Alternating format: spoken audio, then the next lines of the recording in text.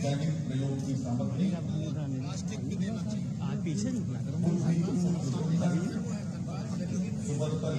भी आपके लिए टिकट कैसे जाएगी लेकर के साथ में है ना लोग। राम नरेश आपके लिए आपका घर कहाँ पे?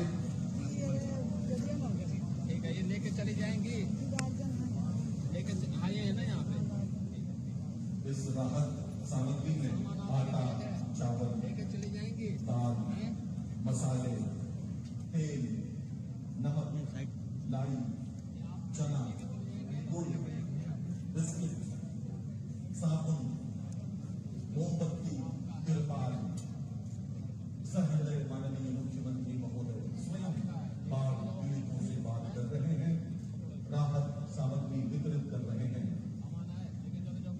हम सबके अभिभावक उत्तर प्रदेश के माननीय मुख्यमंत्री महोदय मंच पर आ रहे हैं। दिनांक 6 जुलाई 2024 को जनपद में अतिवृष्टि एवं नेपाल के अत्यधिक पानी आने के कारण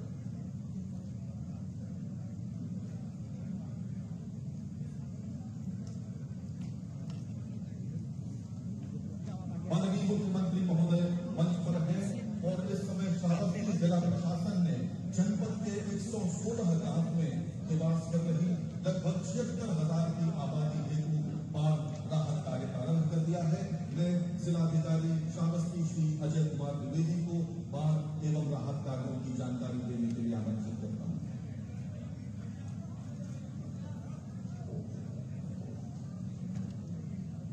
माननीय मुख्यमंत्री महोदय उत्तर प्रदेश, जिला पंचायत अध्यक्ष माननीय डॉक्टर मिश्रा जी, माननीय विधायक श्रावस्ती एमएलसी महोदय, माननीय जल शक्ति मंत्री महोदय, आप सभी का इस कार्यक्रम में स्वागत है। मैं आज के इस कार्यक्रम की रूपरेखा देना चाहूँगा। माननीय मुख्यमंत्री जी के निर्देशानुसार एवं मार्गदर्शन में जनपद श्रावस्ती में बाढ़ कार्यों को बड़े गति से निष्पादित किया जा रहा है और शासन द्वारा माननीय मुख्यमंत्री द्वारा लगातार राहत परिस्थितियों पर नजर रखी जा रही है।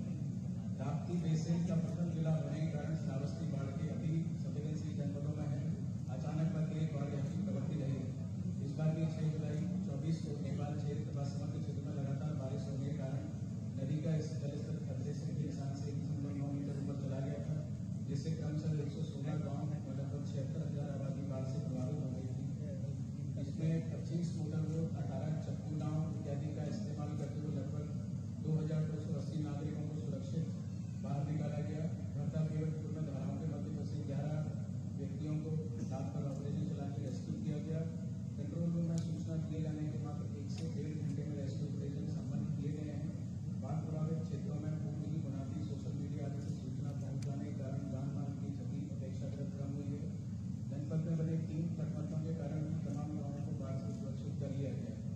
इस बाढ़ के दौरान करीब 7,350 लंच पैकेट प्रभावित व्यक्तियों को दिए गए हैं। 700 राशन किट आपूर्ति बढ़ चुकी है। 300 किट आज वितरित की जा रही है। स्वागती लगभग 1,000 किट का वितरण हो जाएगा। जनपद में 19 बाढ़ टीम बनाई गई है, जहाँ पर मेडिकल टीम और पशु चिकित्सक तैनात है। स्वास्थ्य टीम में 3,286 नागरिकों का उपचार हुआ है। 6,500 वायरस पैकेट वितरण, लगभग 14,000 कोविड टैबलेट। पशु चिकित्सा अधिकारियों ने 344 निराश्रित गोवंश में अन्य पशुओं का उपचार किया है। 1,600 निराश्रित गोवंश एवं अन्य पशुओं का रेस्क्यू किया गया है। प्रशासन की तरफ से कृषि की फसलों के नुकसान का आकलन हेतु टीमों का गठन कर दिया गया है, जिनकी फसल क्षतिग्रस्त हो गई उन्हें भी सहायता दी जाएगी। इसके अतिरिक्त बाढ़ के दौरान तालाब में डूबने से हुई 4 दुर्भाग्यपूर्ण मृत्यु का हमें दुख है। 4 लाख प्रत्येक व्यक्ति के परिजनों को इस प्रकार से मिलाकर 16 लाख की हेतु सहायता राशि प्रदान की जा रही है। इस प्रकार से माननीय मुख्यमंत्री महोदय के निर्देश के अनुसार के निर्देशों से लगातार यहाँ पर नजर रखी जा रही है और जो भी निर्देश में प्राप्त हो रहे बाढ़ प्रबंधन के संबंध में उसे हम कटिबद्ध होकर पूर्ण कर रहे हैं। धन्यवाद। इसी बार की विभीषिका में कुछ असामयिक मृत्यु हुई है और अब मैं उनके परिजनों को मंच पर बुला रहा हूं।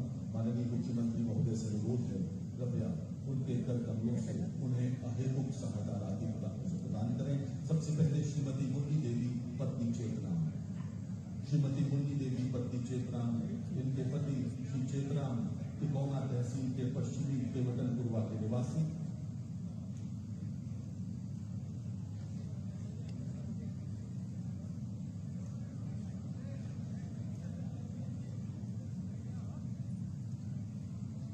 इसके पश्चात निक्की पत्नी लालजी कृपया मंच पर आ जाएंगे। तिकोना तहसील के पश्चिमी केवटनपुरवा के निवासी, 4 लाख रुपए का चेक।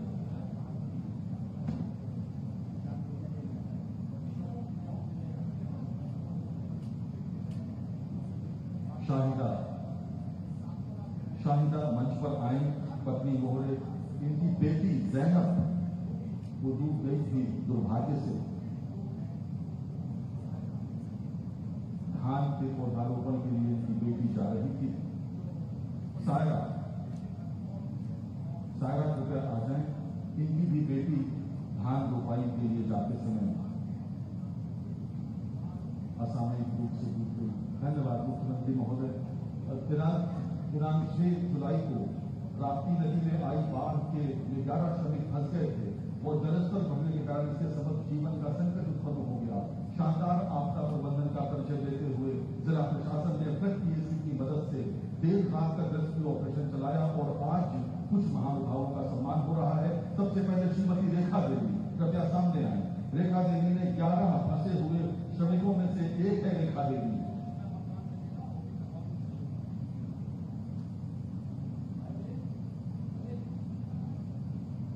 छोटे बच्चे को दिलवाते माननीय मुख्यमंत्री महोदय श्री राम उजागर।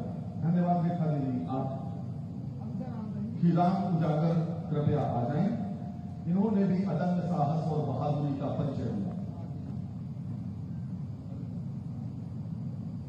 फ्लड पीएससी के 5 आरक्षी, सबसे पहले श्री सोनू कुमार मंच पर आए। श्री सोनू कुमार, आप सब ने मिलकर 11 जानों को बचाया।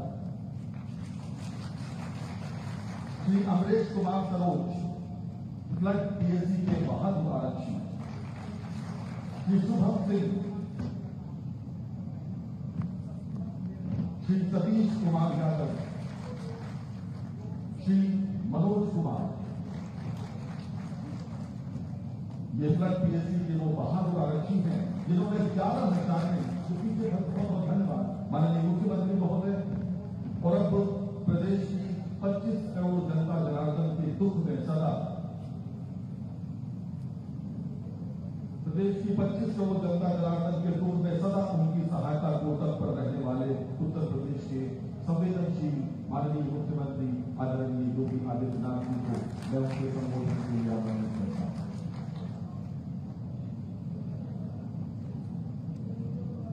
बाढ़ राहत कार्य का निरीक्षण में मेरे साथ यहां पर उपस्थित प्रदेश सरकार के जल शक्ति मंत्री श्री स्वतंत्र देव सिंह जी, विधान परिषद के माननीय सदस्य श्री पदम सिंह चौधरी जी, डॉक्टर प्रज्ञा त्रिपाठी जी, माननीय विधायक श्रावस्ती श्री रामकिरण पांडे जी, जिला पंचायत अध्यक्ष श्रावस्ती श्री दत्तन मिश्रा जी, जिला पंचायत अध्यक्ष श्रावस्ती श्री उदय प्रकाश त्रिपाठी जी, जिला अध्यक्ष बीजेपी उदय प्रकाश त्रिपाठी जी। आज के इस कार्यक्रम में यहां पर उपस्थित सभी बाढ़ से संबंधित पीड़ित परिवार के सभी उपस्थित बहनों और भाइयों, अन्य महानुभाव, 6 और 7 जुलाई को अचानक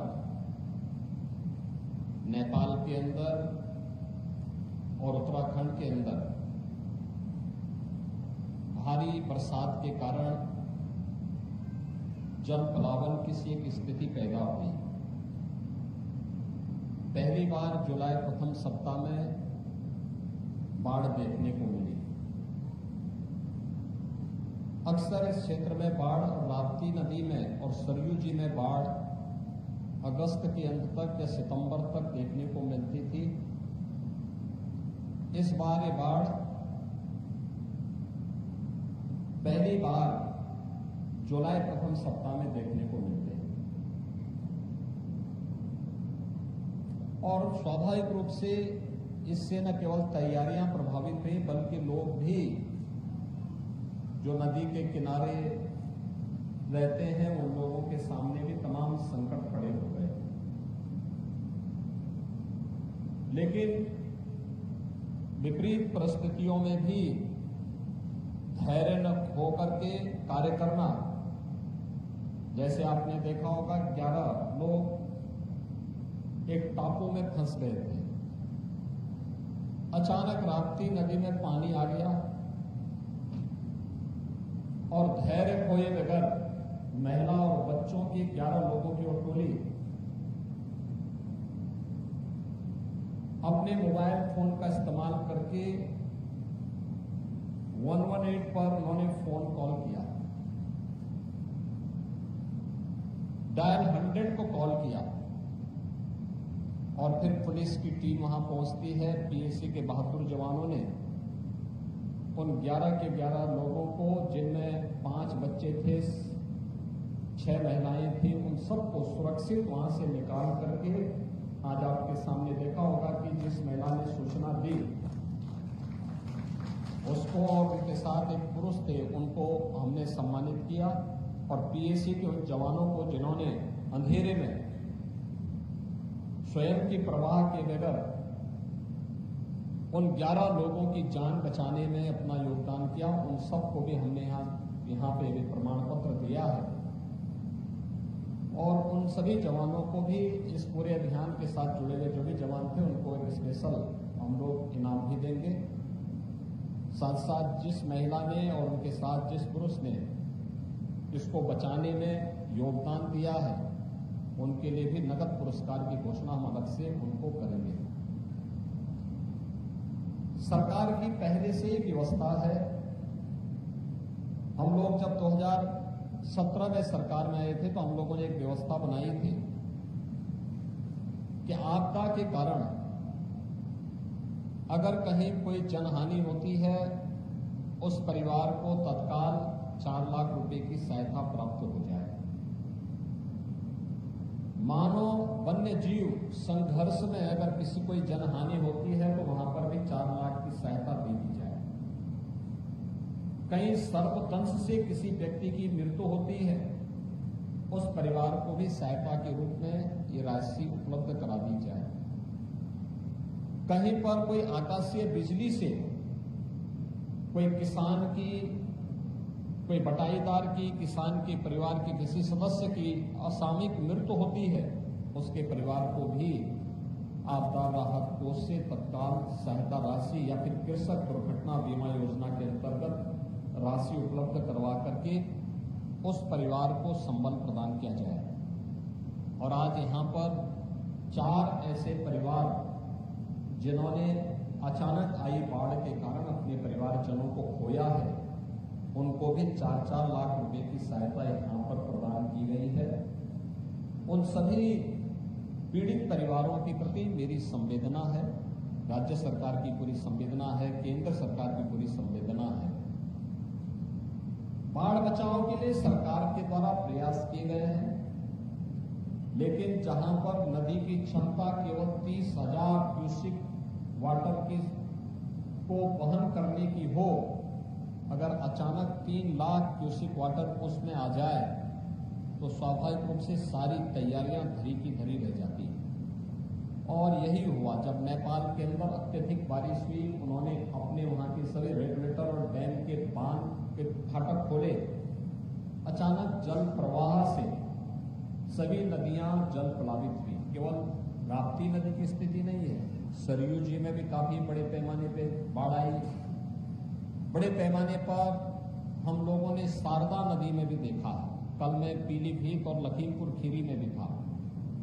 सैकड़ों गांव इससे चपेट में आए हैं और वर्तमान में अगर हम देखेंगे तो 12 जनपद इस अतिवृष्टि के कारण बाढ़ की चपेट में आए हैं, जिनमें 33 तहसील हैं, 633 गांव हैं। इसमें कुल 17,97,000 की आबादी इसकी चपेट में आई है, जिसमें पशु भी प्रभावित हुए। 18,000 से अधिक पशु भी इस अचानक जल प्लावन के कारण, बाढ़ के कारण प्रभावित हुए हैं। 1,45,000 से अधिक कृषि भूमि भी इसकी चपेट में आई है। इसके लिए हम लोगों ने सभी गांवों में एनडीआरएफ, एसडीआरएफ, पीएसी की फ्लड यूनिट और स्थानीय स्तर पर नौकाओं की व्यवस्था भी की है। एक व्यवस्था की गई है कि जगह जगह बाढ़ चौकियां स्थापित हों, जो समय समय पर सूचनाएं भी देते रहे। और इसके लिए पूरे प्रदेश भर में अगर हम देखेंगे तो 1033 से अधिक बाढ़ चौकियां स्थापित की गई हैं, जिनके माध्यम से इन सभी 923 बाढ़ चौकियों की स्थापना की गई है। और जहां पे बाढ़ पीड़ितों को रखा जाना है, 1033 ऐसे स्थान हैं जहां पे शरणालय बना करके बाढ़ पीड़ित के घर में पानी भर गया या किसी को रेस्क्यू करके लेके आना है तो उनके लिए भी ये व्यवस्था की गई है। इसके साथ साथ यहाँ पर उन सभी क्षेत्रों में अन्य तमाम प्रकार की सुविधाएं उपलब्ध करवाने का कार्य हो रहा है। अगर हम लोग श्रावस्ती की बात करें तो श्रावस्ती में जो बाढ़ से प्रभावित क्षेत्र हैं, 116 गांव पूरी तरह या आंशिक रूप से बाढ़ से प्रभावित हुए हैं। 15 गांवों में कटान की स्थिति है। 76,000 की आबादी इससे प्रभावित हुई है। 23,500 से अधिक कृषि भूमि बाढ़ की चपेट में आई है। यहां पर बचाव और राहत कार्य के लिए एनडीआरएफ, पीएसी के फ्लड यूनिट और एसडीआरएफ को भी लगाया गया है, जिसमें मोटर बोट के साथ में वहां पर अन्य बचाव के कार्य कर रहे हैं। नौकाओं की व्यवस्था भी की गई है। इसके साथ ही यहाँ पे 4 जनहानि जनपद में हुई है। इसके अतिरिक्त यहाँ पर प्रदेश सरकार ने पहले से व्यवस्था की है कि जो भी व्यक्ति इन बाढ़ की चपेट में या जो गांव मेरुंड होते हैं, बाढ़ की चपेट में आते हैं, उनके लिए राहत पैकेट की व्यवस्था, जिसमें से कुछ राहत पैकेट अभी आपके सामने हम लोगों ने वितरित किए हैं, जिसमें पहले पैकेट में 5 किलो लाई है, 2 किलो इसमें भुना चना है, 1 किलो गुड़ है, 10 पैकेट बिस्किट है, 1 माचिस की पैकेट है, 1 पैकेट मोमबत्ती है, नहाने के साबुन है, 20 लीटर का एक पानी के लिए जैरकिन है और तिरपाल भी उनमें प्रदान किया जा रहा है। दूसरे पैकेट में है 10 किलो आटा, 10 किलो चावल, 2 किलो अरहर की दाल, 10 किलो आलू, 2 हल्दी, मिर्च मसाला और 1 लीटर सरसों के तेल के साथ ही नमक आदि भी उसके साथ उन्हें उपलब्ध करवाने का कार्य सरकार के द्वारा आपदा राहत निधि से उन्हें उपलब्ध करवाने का कार्य किया जा रहा है। हमने प्रशासन को पहले ही कहा है कि हमें पूरे बरसात भर यानी अक्टूबर तक की व्यवस्था पहले से बना के रखनी होगी, क्योंकि इस बार औसत से अधिक बरसात होने की संभावना है। इसके लिए हमारी तैयारी होनी चाहिए, जिससे कोई भी व्यक्ति भूखा न रहने पाए। जहां शरणालय बनाए गए हैं वहां भोजन की व्यवस्था, दोनों समय भोजन मिले, इसकी व्यवस्था सुनिश्चित कर ले। जहां पर लोग गांव के अंदर सुरक्षित हैं लेकिन पानी से घिरा हुआ है, उन्हें हर 15-15 दिन में इतना राहत की सामग्री उपलब्ध करवाते रहें जिससे परिवार भरपेट भोजन पा करके आराम से अपने को वहां पर गांव में सुरक्षित कर ले। नदी कटान की दृष्टि जो क्षेत्र हैं वहां पर जो भी तैयारी होनी है, बरसात के समय जल भराव के कारण एंटी स्नेक वेनम यानी सांप के काटने पर वैक्सीन देने के लिए, कुत्ता या किसी जानवर के काटने से रेबीज का खतरा होता है तो एंटी रेबीज के वैक्सीन भी उपलब्ध करवाने के लिए कहा गया है और सभी ऐसे सीएससी में उपलब्ध करवाने की तैयारी के साथ सरकार कार्य कर रही है। हर गांव में नौकाओं की व्यवस्था हो, इसके लिए भी निर्देश दिए गए हैं। बचाव और राहत कार्य युद्ध स्तर पर होना चाहिए और समय पे राहत के कार्य सभी को प्राप्त होने चाहिए। इसके लिए सरकार पूरी प्रतिबद्धता के साथ कार्य कर रही है। आज मैं श्रावस्ती और बलरामपुर जनपद के भ्रमण में इसीलिए आया हूं। मैंने अभी उन परिवारों से भी मुलाकात की जो लोग सुरक्षित 6 और 7 जुलाई की रात्रि को पीएससी की फ्लड यूनिट के द्वारा निकाले गए, उन लोगों को सर्टिफिकेट भी यहाँ मैंने वितरित किया है। इसके अलावा राहत और बचाव के कार्य को युद्ध स्तर पर आगे बढ़ाने के लिए प्रशासन को निर्देशित किया गया है। जनप्रतिनिधिगण भी युद्ध स्तर पर बचाव और राहत के कार्य से जुटे हुए हैं और मुझे पूरा विश्वास है कि समयबद्ध तरीके से किए गए प्रयासों का परिणाम सामने आएगा और पीड़ित के घावों पर मलहम लगाने में प्रशासन स्थानीय जनप्रतिनिधियों की मदद से सफल होगा। आज के इस अवसर पर एक बार फिर से सभी पीड़ितों के प्रति मेरी संवेदना है और मैं उन्हें इस बात के लिए आश्वस्त करता हूं कि सरकार हर संकट में उनके साथ खड़ी होकर के उन्हें हर संभव मदद देगी। हम सब मां पाटेश्वरी से यही प्रार्थना करते हैं कि वे इस क्षेत्र में इस प्रकार की आपदा से अस्थायी राहत देकर के यहाँ के लोगों को संबल प्रदान करें। आप सबके प्रति मेरी शुभकामनाएं हैं। धन्यवाद। जय हिंद। बहुत बहुत धन्यवाद माननीय मुख्यमंत्री महोदय।